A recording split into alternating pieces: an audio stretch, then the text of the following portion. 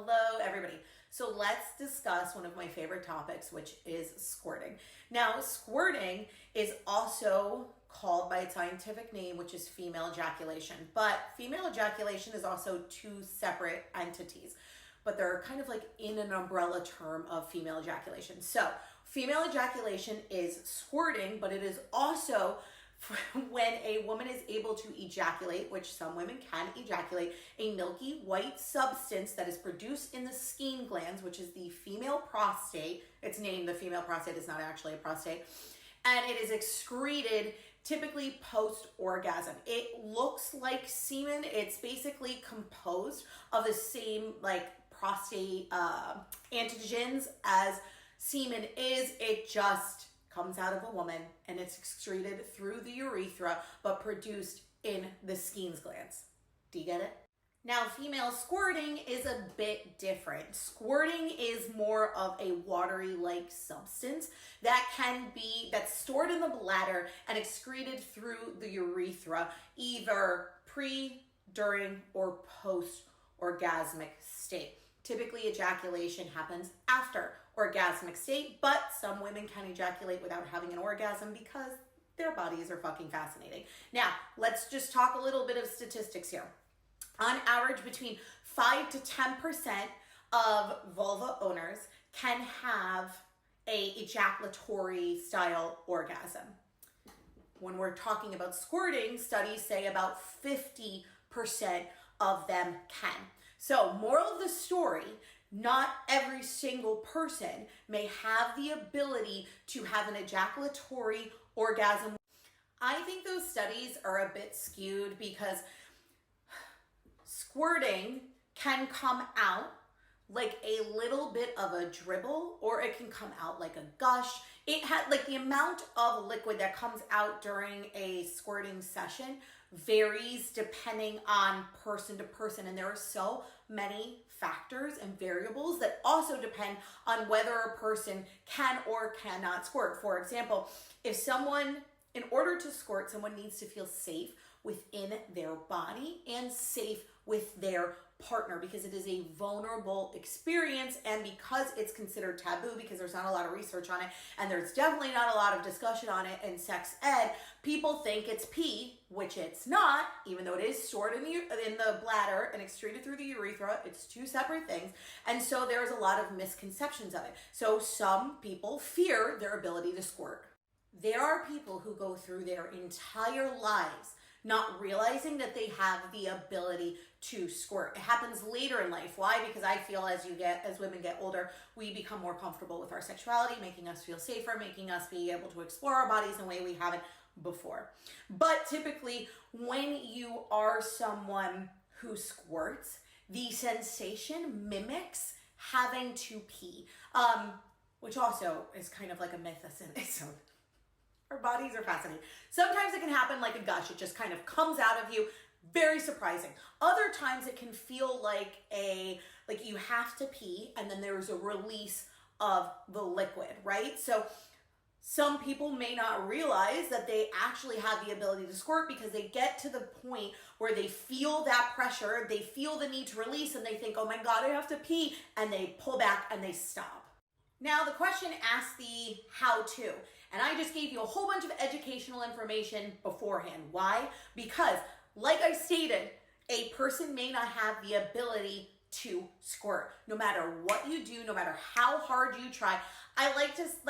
I mean this in the most non-offensive way possible. It has nothing to do with you sometimes. That person needs to feel comfortable enough in their bodies and with their sexuality and the capabilities that they are able to produce with their body in order to feel safe enough to allow that to happen.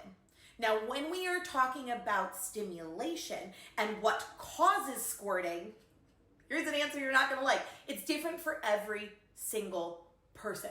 Sometimes it is clit stimulation. There are people who get off via G-spot, A-spot, cervical stimulation. It really depends on the person.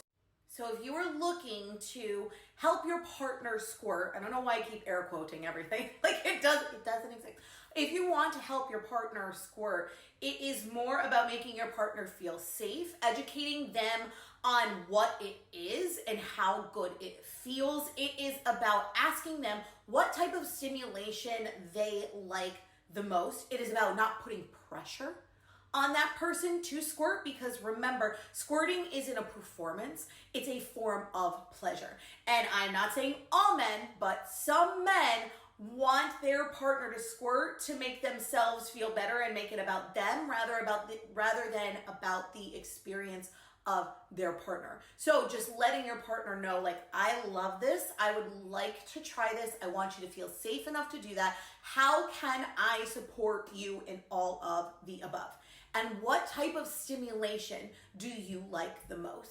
And you need to recognize that if your partner has the ability to squirt, it may take a while for them to allow themselves to feel that, because women already struggle with disruptive thoughts and intrusive thoughts during sex. It is very hard for women to shut their brains off and be very present in their body during sex for a lot of reasons. Past trauma, society telling us that we should fear our bodies, and that our bodies are evil, and that our bodies are gross, or that our bodies aren't meant to feel pleasure, our bodies are just meant to reproduce. There are so many determining factors that affect the psyche of anybody during sex, but I think specifically, like, more especially women. And so it is about just making your partner realize how safe they are with you in the exploration of their body. Now, if your partner is looking to find out if they can squirt, here's my number one suggestion. Tell them to masturbate without you. Self-pleasure and self-exploration is when a person feels the safest in their body. And so a lot of people may not realize they have the ability to squirt until they start masturbating and they start finding out what makes them tick, what feels really good, combination of stimulation that they like. This all happens the best, the safest, the most frequently during masturbation. So once again, it has nothing to do with you as their partner. You just need to encourage them to try self-exploration. Babe, why don't you try masturbating? Like, do you need a toy? What type of toys do you like? Do you not know? Let me help you figure out what type of toys you like. Let's do this together, so that they feel like you're part of the process, you feel like they're part of the process, but you're giving them the space and the support that they need in order to explore their own bodies. And I get that this may not be the answer that you want, because you want the how-to. You want the fingering motions. You want to know what to do with your tongue. You want to know where to, like, nip, bite, suck, whatever. But the fact is, it's different on every single person. There is no guide, even though you will get emails by every sex toy company on this planet of the 5 ways to make your girl squirt. It's not going to fucking happen. Those are very generic ways, and they're not taking into consideration that every body is different. And so what makes us tick and what makes us come is all different. And so I can't give you how-tos. The how-tos you will receive is having open communication with your partner in order to say, what makes you come?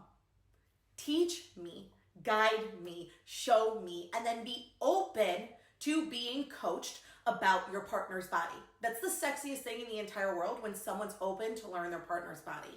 I know the world paints sex as being a very, like, black or white type of world, just like our anatomy and what our body is capable of, but there's so much fucking gray area. And so there aren't how-tos that are going to work. I mean, maybe one of them will, but the biggest how-to is how to communicate to your partner effectively so that you guys can have the best sex life ever. Sex is about taking your ego out and just being open and willing to learn each other. The best sex comes from when two people can openly communicate during, whether it's oral or a hand job or fingering or sex itself, being able to sit here and say, that feels good, or slow down, put your fingers here, touch me there, kiss me there. There is nothing sexier than when two people can openly communicate during sex to have mind-blowing, explosive orgasms. And that's what I got for you today.